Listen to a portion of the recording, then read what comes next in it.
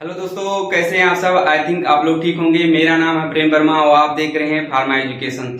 आज के वीडियो में हम बात करेंगे कि जो फार्माकोलॉजी का जो सब्जेक्ट है उसमें एक बहुत ही इंपॉर्टेंट टॉपिक है जिसका नाम है anti ulcer agent. Anti ulcer agent क्या होते हैं? ऐसे ड्रग या ऐसे कोई एजेंट या ऐसे कोई मेडिसिन जो आपके पेप्टिक अल्सर को क्या करें, इनहेल करें या उसको सही करें या उसको प्रोटेक्ट करें, वही क्या होता है, एंटी अल्सर एजेंट होते हैं। तो आज के वीडियो में हम यही देखेंगे कि एंटी अल्सर एजेंट क्या होते हैं। बट उससे पहले हम जानते हैं कि पेप्टिक अल्सर क्या होता है, क्योंकि जब तक हम पेप्टिक अल्सर के बारे में नहीं जानेंगे तब तक हम उसके ड्रग के बारे में कैसे पढ़ेंगे।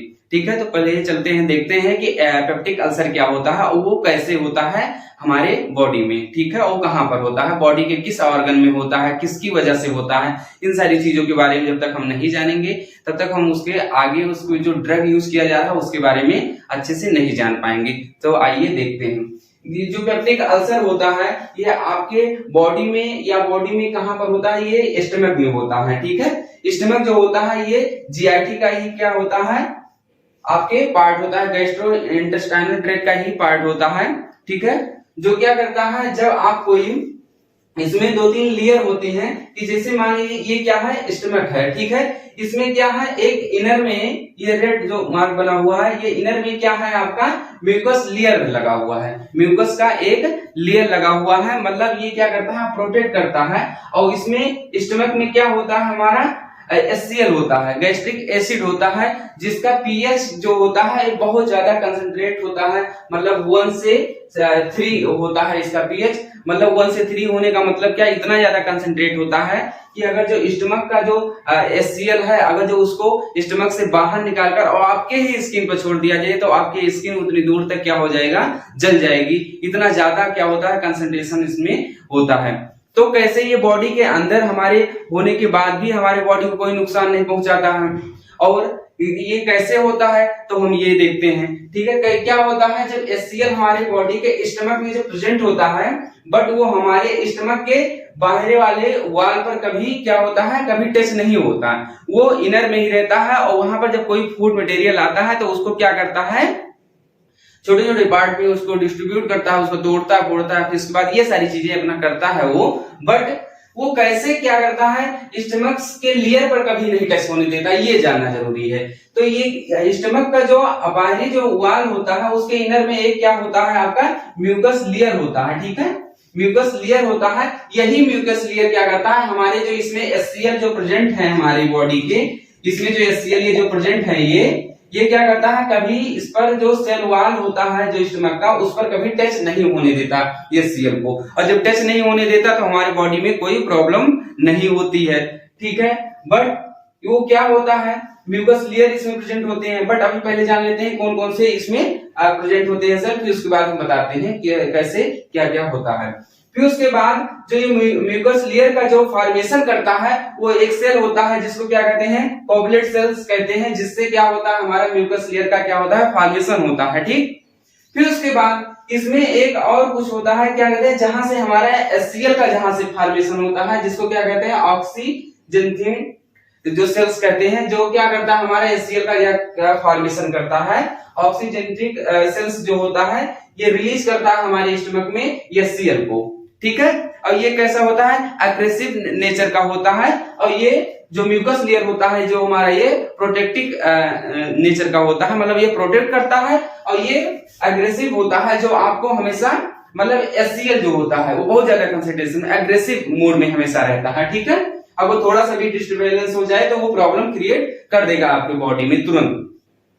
ठीक है, लेकिन मान लीजिए इन केस, अब ये कैसे किस स्थिति में आपके ये पेप्टिक अल्सर होता है, ये रीजन क्या है, जैसे हमारे बॉडी में HCl का फॉर्मेशन ये सेल करता है।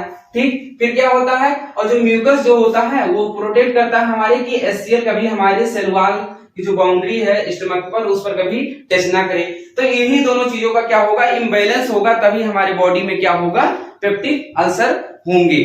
ठीक है, पेप्टिक अल्सर क्या होता है, कि जैसे ये सेल वॉल जो हमारे हैं, म्यूकस लेयर जो है, ये मान लीजिए किसी कारणवश ये थोड़ा थोड़ा डिस्ट्रॉय होने स्टार्ट हो जाए, मतलब यहाँ से कटना शुरू हो जाए और ये डायरेक्ट यहाँ तक ऐसे हो जाए और ये सीएल डायरेक्ट हमारे सेल वॉल पर जाकर अटैच होने लगे स्टमक के। तो इसी केस को क्या कहते हैं हम, इसी पॉइंट को हम कहते हैं कि ये हमारा क्या होता है, पेप्टिक अल्सर होता है। ठीक है, ये होता है हमारा पेप्टिक अल्सर।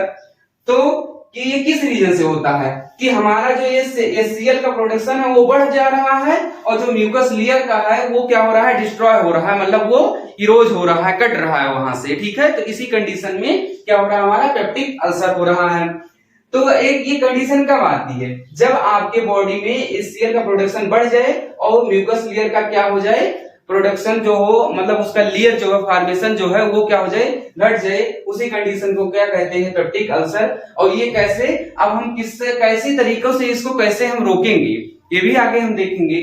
बट उसके पहले ये कोवलेट सेल्स जो सिंथेसिस का क्या होता है, अब वो घटा दे अपना म्यूकस लेयर को और फिर उसके बाद क्या करे, ये अपना ये सीएल प्रोडक्शन बढ़ा दे, तो इसी कंडीशन में क्या हो जाएगा, आपका पेप्टिक अल्सर हो जाएगा। ठीक है, एक कंडीशन ये हो गई कि हमारे बॉडी में ऐसे हो रहा है कि पेप्टिक अल्सर। एक कंडीशन क्या होता है, हमारे बॉडी में एक बैक्टीरिया का क्या हो जाता है, ग्रो करने लगते हैं, उसकी वजह से हमारे बॉडी में भी क्या हो सकता है, पेप्टिक अल्सर हो सकता है, जिसको क्या कहते हैं, हेलिकोबैक्टर पायरोली। इसका क्या होता है, इसको एच पायलोरी के नाम से भी जाना जाता है। ये बैक्टीरिया होता है जिसका ग्रो हमारे स्टमक में हो जाने की वजह से कि जो म्यूकस का लेयर होता है वो डिस्ट्रॉय होना शुरू हो जाता है, इरोज होना शुरू हो जाता है, जिससे क्या होता है, पेप्टिक अल्सर हो जाते हैं हमारे स्टमक में। पेप्टिक अल्सर का मतलब यही है कि म्यूकस का लेयर जो है वो डिस्ट्रॉय हो जाए, इरोज हो जाए और वहां पर हमारे सेल वॉल में क्या हो जाए, इन्फ्लामेशन होना शुरू हो जाए, रेडनेस, स्वेलिंग, ये सारी चीजें वहां पर शुरू हो जाए, हीट। तो यही क्या होता है, हमारा पेप्टिक अल्सर होता है। और फिर उसके बाद ये कंडीशन है, अब किस कंडीशन में ये सीएल का प्रोडक्शन बढ़ता है और किस कंडीशन में म्यूकस लेयर का प्रोडक्शन घटता है, ये भी जानना जरूरी है। ये तो हो गया आपका कि किसी बैक्टीरिया के ग्रोथ की वजह से, हेलिकोबैक्टर पायरोली जो बैक्टीरिया है इसकी ग्रोथ की वजह से हो गया, ये तो अलग बात हुई। बट जो हमारे बॉडी में जो सेल हैं उन्हीं की प्रॉब्लम की वजह से अगर जो ऐसा हो रहा है, तो वो क्यों हो रहा है, वो कहीं ना कहीं हमारे बॉडी में कुछ ऐसा डिस्टर्बेंस होता होगा, उसी की वजह से होता होगा, कोई केमिकल होगा या कुछ भी हो सकता है। तो वो भी हम जानना जरूरी है कि कैसे होता है। ठीक है, क्या रीजन है। तो बॉडी में कुछ क्या होते हैं, स्टमक पर कुछ जो स्टमक होता है हमारा, उसमें कुछ रिसेप्टर पाए जाते हैं, जैसे हिस्टामिन हो गया, ठीक है, कोलिनेर्जिक हो गए, फिर उसके बाद प्रोस्टाग्लैंडिन हो गया, फिर गैस्ट्रिन हो गए। ये सारे रिसेप्टर जो होते हैं ये हमारे क्या करते हैं, ये बाइंड होते हैं और एक्टिवेट कर देते हैं हमारे एक पंप को, क्या होता है, प्रोटॉन पंप। अब प्रोटॉन पंप क्या होता है, प्रोटॉन पंप एक टिल्लू की तरह होता है, जैसे उसको चालू कर दो उसमें वाटर निकलने लगते हैं, ठीक वैसे ही होता है हमारे स्टमक में होता है, जो क्या करता है, ये एचसीएल का फॉर्मेशन करता है हमारे मतलब उसमें क्या कहते हैं, स्टमक में। तो इसमें क्या होता है, प्रोटॉन पंप जो होता है स्टार्ट कर देता है हमारे एचसीएल के फॉर्मेशन को और इन द स्टमक में। ठीक है, तो ये कंडीशन होती है। वो कंडीशन कब होता है, जब हिस्टामिन, कोलिनेर्जिक, प्रोस्टाग्लैंडिन, गैस्ट्रिन जो ये सारे रिसेप्टर क्या होते हैं, एक्टिवेट होते हैं। तो ये ऑटोमेटिक क्या करते हैं, प्रोटॉन पंप को क्या कर देते हैं, एक्टिवेट कर देते हैं। और प्रोटॉन पंप जब एक्टिवेट हो जाता है तो हमारे बॉडी में H+ आयन का क्या होता है, प्रोडक्शन बढ़ जाता है। और H+ आयन जैसे ही प्रोडक्शन बढ़ेगा, H+ आयन का प्रोडक्शन जैसे ही बॉडी बढ़ेगा, तुरंत ऑटोमेटिक इसमें क्या होगा, HCl का प्रोडक्शन ऑटोमेटिक बढ़ना स्टार्ट हो जाएगा।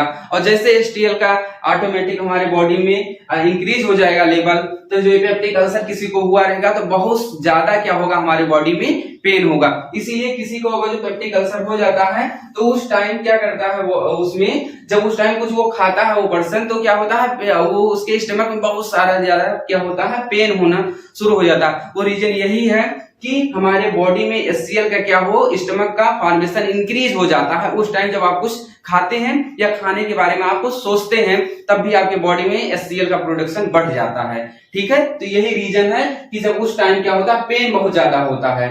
ठीक है, फिर और क्या होता है, ये कुछ रीजन हो गए कि किस रीजन से क्या हो रहा है, ये रिसेप्टर क्या हो रहे हैं, बाइंड कर रहे हैं, और किस रीजन से HCl का फॉर्मेशन बढ़ रहा है, ये रीजन हो गया। ठीक है, लेकिन कुछ कंडीशन और हैं जिसकी वजह से हो जाता है। जैसे आपने कभी फूड खाया, कभी आप गलत टाइम पर खा लिए, जैसे आपको खाना चाहिए शाम को टाइम 7 से 8 या 9 बजे तक आपको खाना खा लेना चाहिए, लेकिन आप खाना खा रहे हैं 12 बजे रात में। फिर सुबह आपको सही टाइम पर भोजन लेना चाहिए, लेकिन आप सही टाइम पर नहीं लेकर फिर आप 1 बजे खा रहे हैं, फिर ऐसे अलग अलग टाइम पर खा रहे हैं, जिससे क्या हो रहा है, बॉडी में जो HCl रिलीज होता है, हमारे HCl का जो फॉर्मेशन होता है, ये आपने फिक्स टाइम पर होता है, ऐसे गॉड ने बनाया है जिससे उसी टाइम पर रिलीज इसका होता है, जिससे क्या होता है, डाइजेशन अच्छे से हो। बट आप क्या करते हैं, डिस्टर्ब कर देते हैं उसको, खाना जिस टाइम खाना चाहिए उस टाइम नहीं खा रहे हैं, अलग अलग टाइम पर खा रहे हैं, तो क्या होगा, तो हमारे बॉडी में जो HCl का जो फॉर्मेशन है वो क्या करेगा, कहीं ना कहीं हमारे बॉडी में प्रॉब्लम क्रिएट करेगा।